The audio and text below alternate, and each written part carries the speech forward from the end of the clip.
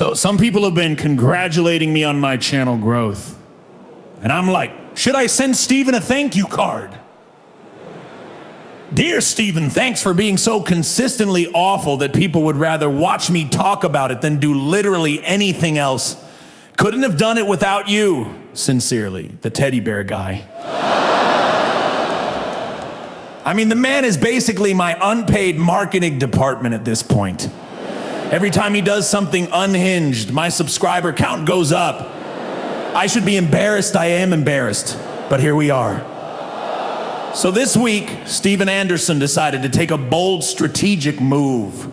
He called all single mothers whores-producing bastards.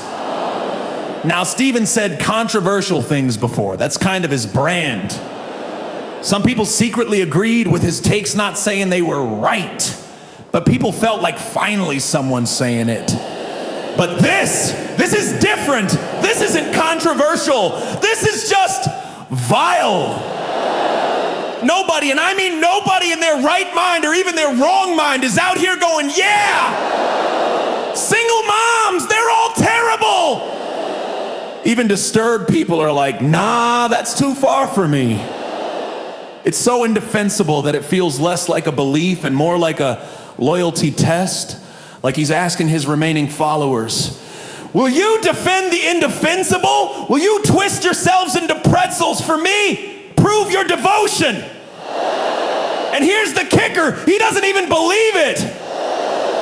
7 months ago, this man supported a single mom divorcing her husband. 7 months ago. So either his theology changes faster than gas prices, or, and hear me out, he's just saying whatever gets the most attention. And it worked, kind of. He got international attention. My friend from France texted me out of the blue going, hey, isn't that the guy you make parodies of? Lol, this guy is a lunatic. And I'm like, yup, that would be the guy. I don't know if I should be proud or embarrassed. Definitely embarrassed. But the cringe never scared me anyway. So Steven got his international incident mission accomplished, right? Except let's talk about the results. His YouTube channel, the one where he posts his actual ministry content, he's got over 400 subscribers. His videos get 50 views, 50. His most viewed video this week, 237 views, and that's the one where he's calling single moms whores. His second most viewed video, 211 views. That's him posting voicemails of people calling him out. His actual sermons, his anointed preaching. 52 views, 60 views, 42 views. Even the hate watchers aren't taking the bait. People are literally going, nah, pass, I'm not giving this guy views.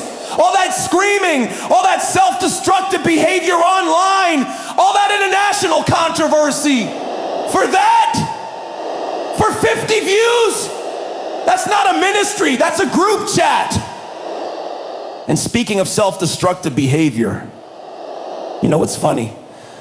Right after Steven got out of a mental hospital, yes, that happened, he preached a sermon about Mark chapter 5. The demon-possessed guy, the guy who was screaming and displaying self-destructive behavior. And Steven said, and I quote, that's what lunatics do according to the Bible.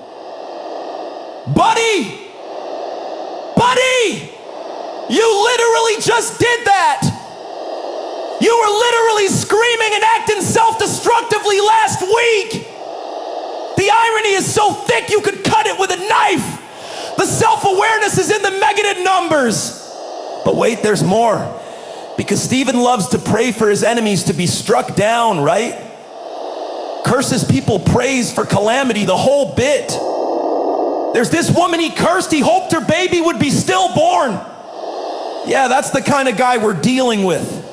And guess what happened? She just had her baby healthy, beautiful, despite negative odds.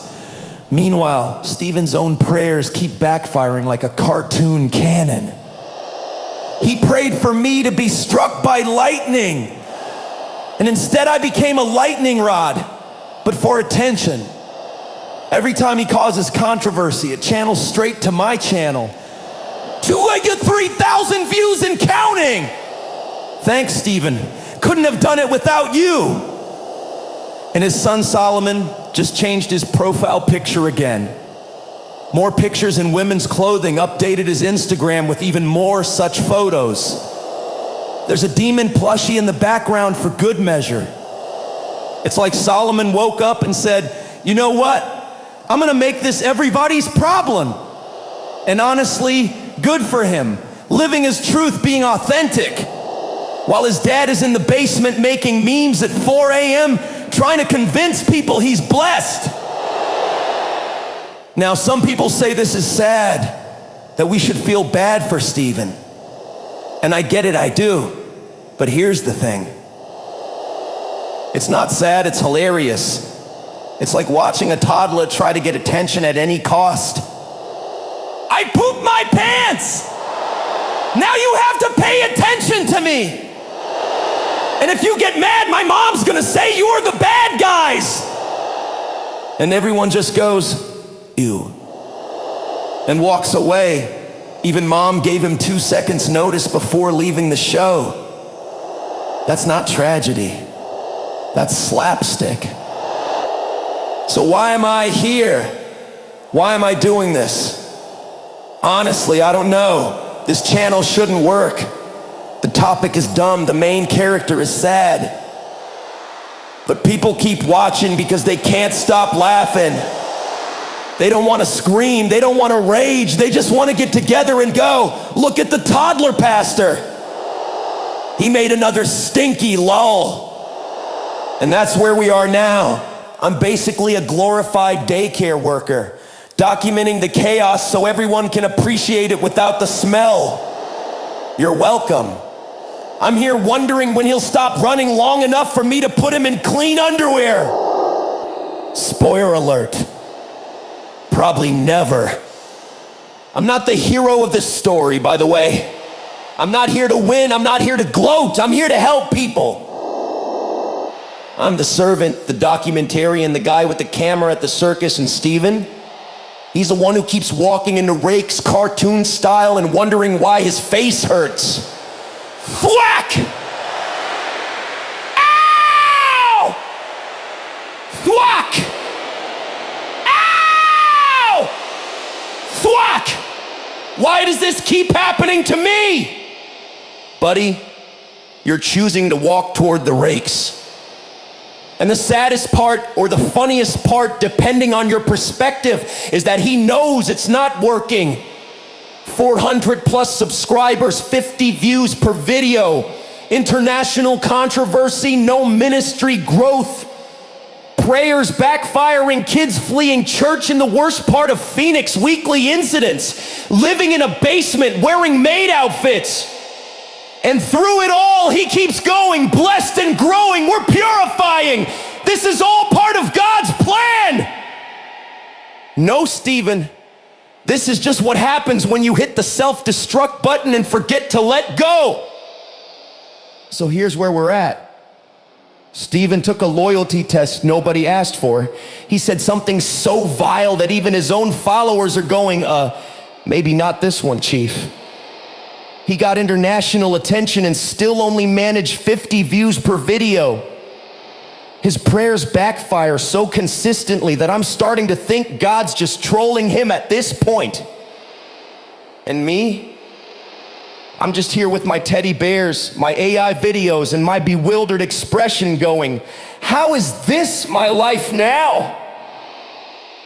But you know what? The people who left that circus, they needed somewhere to laugh about it. They needed to know they weren't crazy for thinking it was absurd. They needed permission to say, yeah, that was messed up, and it's okay to laugh about it now. So if I'm the daycare worker, documenting the toddler pastor's tantrum so people can heal through laughter, I'll take it. It's not the hero's journey I expected, but it's the one we've got. And honestly, I wouldn't have it any other way. This has been the loyalty test nobody asked for. Thanks for being here. Thanks for laughing with me. And Stephen, thanks for the content, buddy. Couldn't have done it without you. Good night.